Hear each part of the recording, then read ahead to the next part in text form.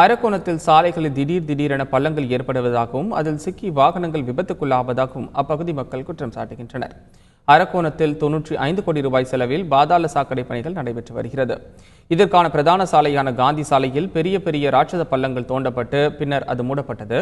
தற்பொழுது அப்பகுதியில் பல இடங்களில் திடீர் பள்ளங்கள் ஏற்படுவதாகவும் அந்த வழியே செல்லும் வாகனங்கள் அடிக்கடி கவிழ்ந்து விபத்துக்குள்ளாவதாகவும் பொதுமக்கள் வேதனை தெரிவிக்கின்றனர்.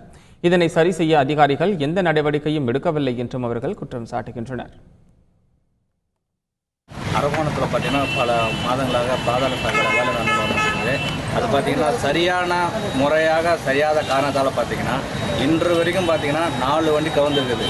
அதை உடனே பார்த்திங்கன்னா இந்த கான்ட்ராக்டர் சம்மந்தப்பட்ட அதிகாரியோ அல்லது அரசோ இது முறையான நடவடிக்கை எடுக்கணும். அரக்கோணம் நகரத்தில் பார்த்திங்கன்னா எஸ்ஆர் கேட்டில் ஆரம்பித்து தாலுகா ஆஃபீஸ் வரணும் பாதாள சாக்கடை பணி ஆரம்பித்து போக்குவரத்து ரொம்ப இடையூறாயிருக்குது. பொதுமக்கள் யாரும் குழந்தைகளை கூட்டு போக முடியல. பள்ளம் அந்த தண்ணி பிடிச்சாங்க, மற்ற பள்ளம் வச்சு பஸ் வந்து இறங்கிடுச்சு. ஒன்றும் செய்ய முடியலங்க. பொதுமக்களுக்கு ரொம்ப இடையூறாகுது.